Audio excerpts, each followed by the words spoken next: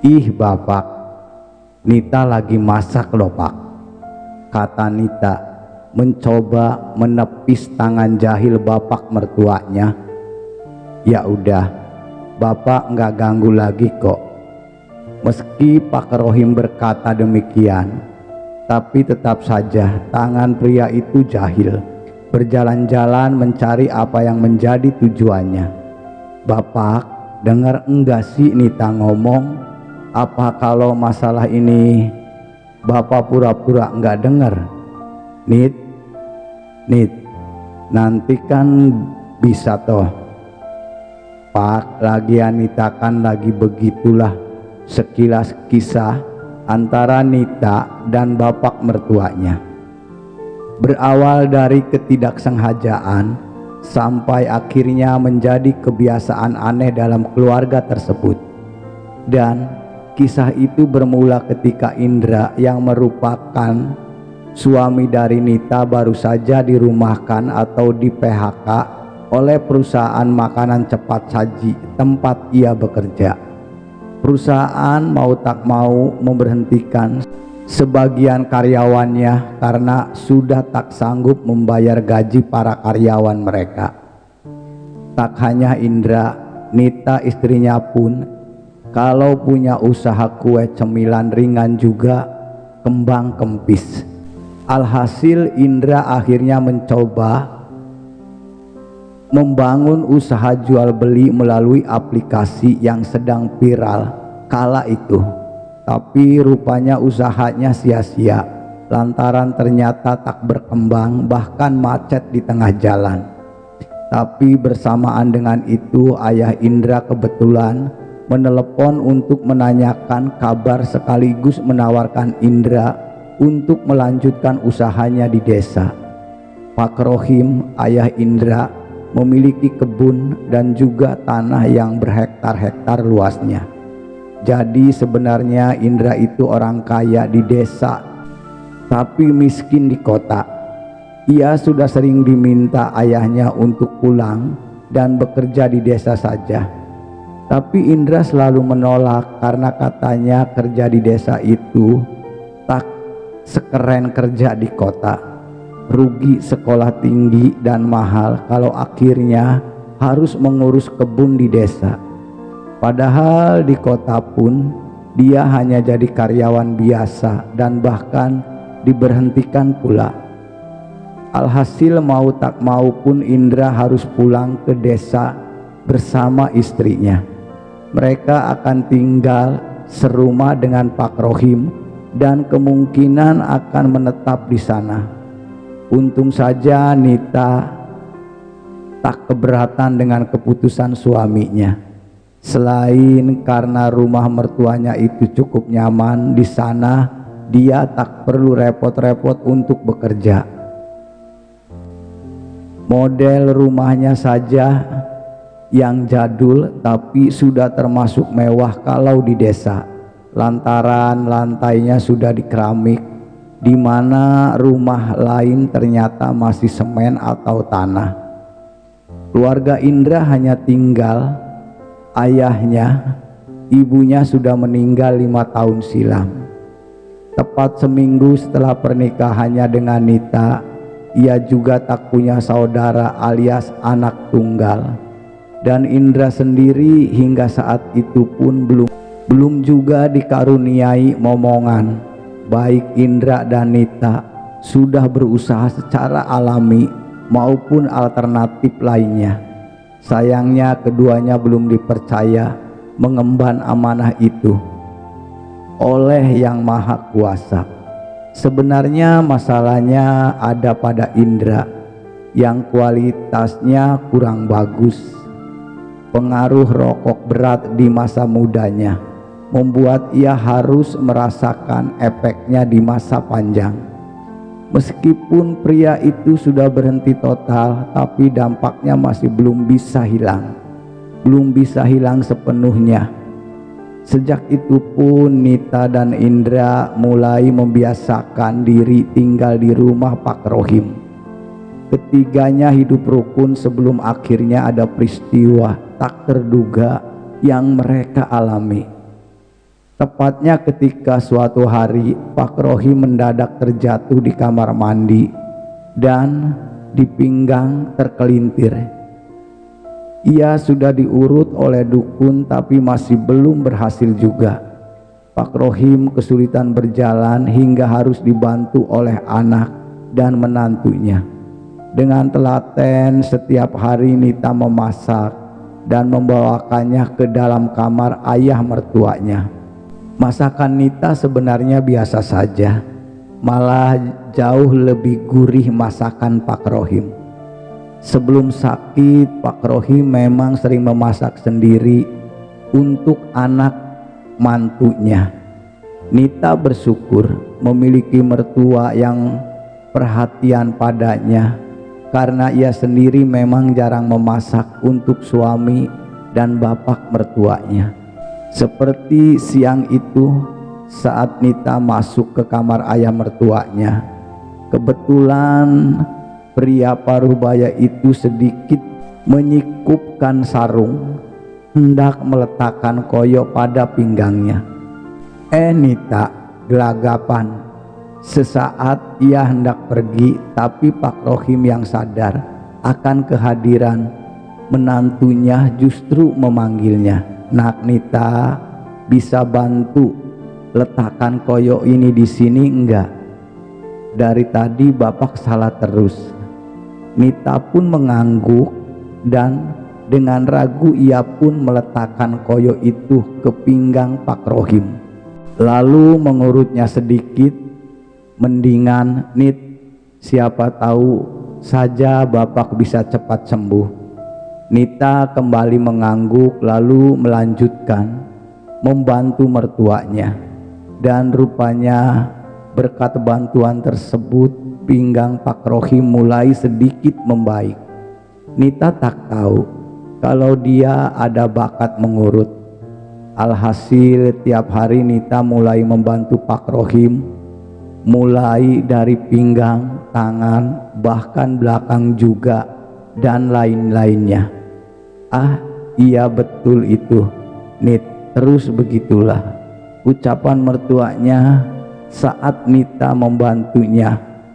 Bantuan Nita rupanya tak hanya menyembuhkan pinggang Pak Rohim, tapi entah kenapa juga menghadirkan keinginan tersembunyi dalam diri mertuanya.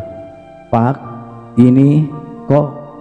Nita terheran ketika tanpa sengaja mendapati perahu di balik layar yang tiba-tiba hormat saat ia mengurut kaki mertuanya. Pak Rohim tak langsung menjawab dan malah memperhatikan wajah Nita yang tersipuk. Entah mengapa ia jadi gemas pada menantunya itu. Memang wajah Nita masih cantik meski sudah jarang menggunakan make up, apalagi dengan postur yang ideal membuat siapapun akan kagum memperhatikannya. Sementara Nita sendiri sebenarnya juga mulai terpesona. Bahkan sejak ia diminta membantu mertuanya sejak pertama kali. Meski sudah berkepala 5, tapi karisma dan wajahnya masih tampak berwibawa. Bahkan jika dibandingkan dengan suaminya, sejak hari itu Nita makin sering membantu mertuanya. Pekerjaan itu ia kerjakan di siang hari saat suaminya berkebun. Bahkan ketika Pak Rohim sudah merasa pulih total, tetap saja pria itu berpura-pura sakit di hadapan Indra dan orang lain. Tak lain agar ia tak perlu kerja dan Nita akan terus merawatnya. Tak hanya menguyut dengan tangan, tapi kadang Nita juga menguyut dengan lain-lainnya. Dan hal itu membuat Pak Rohim akhirnya kembali mengingat masa-masa yang memang lama tak dilewati dengan mendiang istrinya. Memang selama 5 tahun Pak Rohim menduda. Ia tak pernah akrab dengan wanita manapun. Sebenarnya banyak janda yang antri untuk menjadi pengganti mendiang istrinya. tetapi beliau selalu menolak dengan alasan ingin setia pada mendiang istrinya. Padahal sebenarnya Indra pun tak keberatan jika saja ayahnya ingin berkeluarga, berharap nanti ada yang menjaga dan merawat sang ayah di akhir hayatnya. Namun siapa sangka Pak Rohim justru terpesona pada Nita, menantunya sendiri. Seperti pagi itu setelah Indra berangkat berkebun, Nita segera menyiapkan sarapan untuk Pak Rohim mertuanya. Hal itu sudah menjadi kebiasaannya. Pak Rohim akan menunggu Nita di kamar, membawakannya sarapan sekaligus membantu langkah-langkah pemulihan. Tapi rupanya berbeda dengan pagi itu. Di saat Nita sedang menata nasi di meja dapur, mendadak sebuah peyukan ia terima dari belakang. "Ih Bapak, Nita kan lagi masak." Iya, Bapak nggak akan ganggu kok." Meski Pak Rohim berkata tak akan mengganggu, tapi tetap saja pria itu melanjutkan kejahilannya. "Bapak dengar enggak sih Nita ngomong? Apa kalau masalah yang satu ini Bapak pura-pura enggak dengar?" Nita tertawa mendengar ucapan mertuanya. Ia kemudian meletakkan, lalu berlari dan berhenti tepat di depan kamar mertuanya. Sementara Pak Rohim yang mengetahui hal itu pun terheran. "Lah, kok malah bengong Pak?" ujar Nita, membuyarkan lamunan mertuanya. Pak Rohim yang paham akan maksud menantunya lantas buru-buru menyusulnya. Rupanya di sana Nita telah menyiapkan anugerah dan masalah-masalah yang dialaminya. Dan ketika Pak Rohim hendak melangkah ke arah menantunya, lebih dulu Nita menariknya. Jika semula Nita yang kaget dengan sikap mertuanya, saat itu malah sebaliknya. Pak Rohim tak mengira jika Nita mendadak berubah tak seperti biasanya. Ketekunan dan sikap sat-sat-sat-satnya justru membuatnya terkesima. Lantunan, nada sadu dan syair Melayu menjadi satu dalam melodi yang mendayu-dayu. Seiring Pak Rohim melanjutkan kebaikan itu pada tujuan bersama, pria itu berusaha membawa Nita hanyut dalam aliran suasana. Berbagai teori serta metode yang lama tak digunakan, ia terapkan saat itu juga, dan rupanya upaya tersebut tak sia-sia. Nita tiba-tiba di pangkalan udara untuk kedua kalinya, disusul Pak Rohim setelahnya. Tapi tanpa sengaja dan tanpa dikira, pria itu meletakkan pundi-pundi kebaikan itu pada pelabuhan yang dijaga menantunya. Meski begitu, keduanya tak memikirkan dampak, dan kemudian harinya Pak Rohim sendiri tak yakin apakah ia masih bisa menghasilkan di usia senjanya. Sementara Nita justru tak terlalu peduli kalaupun nantinya ia Halimiyah. Ia akan mengaku jika itu hasil karya suaminya, karena memang Indra selama ini masih rajin menunaikan kewajibannya. Dan rupanya apa yang tak disangka-sangka pun itu pun terjadi juga. Nita pun Halimiyah. Sementara Indra yang tak mengetahui keakraban istri dan ayahnya sangat bahagia mendengar kabar tersebut. Berbeda dengan Indra, Pak Rohim malah heran dan kaget. Pria itu sedikit bingung apakah itu hasil karyanya atau memang hasil karya Indra putranya. 9 bulan pun berlalu. Akhirnya pagi itu bidan desa pun sudah standby dan segera menangani Nita. Indra yang masih berada di kebun tak mengetahui jika Nita sudah saatnya melahirkan. Hanya ada Pak Rohim yang menunggu menantunya. Selama situasi tersebut, Pak Rohim mondar-mandir di ruangan untuk mendampingi menantu dan juga Indra yang tak kunjung pulang dari kebunnya. Hingga pada siang hari, ketika akhirnya putra pertama Nita hadir ke dunia. Bersamaan dengan itu Indra datang menemui istrinya. "Oh, kok malah mirip Mbah Kakungnya sih?" kata sang bidan saat memperhatikan putra dari Nita. "Ya Bu, ini kan cucunya toh," celetuk Indra. Ketus Pak Rohim hanya bisa tersenyum cengang, tersenyum canggung, dan saling menoleh dengan Nita. Nita itu menantunya. Mereka mengira jika rahasia negara tersebut tak akan ada yang mengetahuinya. Tapi sepandai-pandainya tupai melompat, pada akhirnya akan terjatuh juga. Keakraban itu terjalin. Akhirnya suatu hari pun terkuak. Saat itu Indra yang biasanya kerja di kebun sampai sore, hari itu justru pulang lebih awal. Sementara Nita yang saat itu sedang sibuk-sibuknya rapat paripurna bersama sang mertua, tiba-tiba tersekesiap ketika pintu kamar terbuka.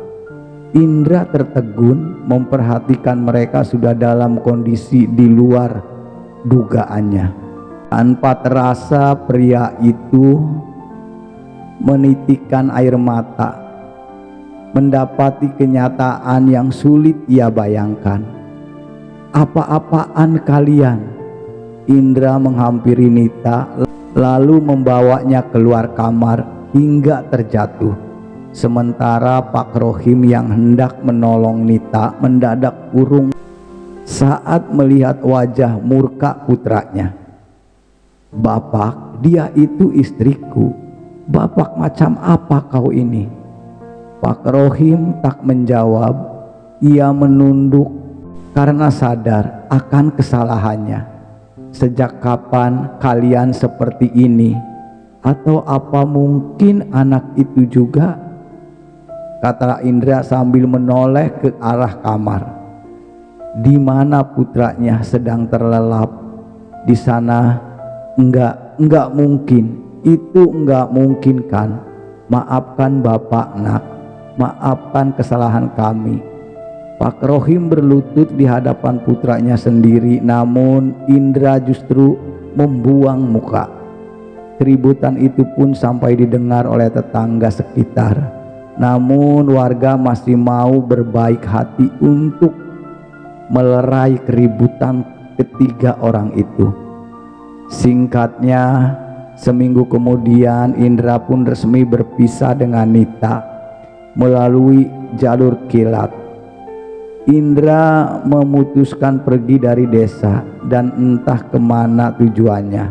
Sementara Pak Rohim justru diusir dari desa karena menjadi aib bagi warga di sana. Pak Rohim yang dulunya kaya seketika dimiskinkan oleh warga. Sedangkan Nita memilih ikut dengan Pak Rohim lantaran di antara mereka sudah hadir seorang putra. Sudah 5 tahun pun berlalu terdengar kabar Indra sudah menikah lagi. Tapi dia tidak memberitahu ayahnya dan mengaku pada keluarga istrinya jika ia yatim piatu. Sampai suatu hari Indra mendengar dari sepupunya jika Pak Rohim ayahnya sedang sakit. Rupanya selama ini Pak Rohim tinggal di panti jompo. Sementara Nita yang tak sanggup hidup dalam kemiskinan akhirnya meninggalkan pria tua itu sendirian. Kabar terakhir Nita merantau ke ibu kota dan entah bagaimana nasib putranya. Tapi sebenci-bencinya Indra kepada ayahnya, ia tetap merasa sedih melihat keadaan orang tuanya satu-satunya itu. Ia memaafkan ayahnya, juga sembah sujud minta maaf untuk memudahkan sang ayah menuju sang holik dan juga untuk kedamaiannya. Menjelang akhir hidupnya, Indra sering mengunjungi Pak Rohim di panti jompo. Ia juga membawa istrinya untuk mengenal mertuanya. Hingga beberapa bulan kemudian, Pak Rohim akhirnya wafat dalam damai. Cerita ini selesai.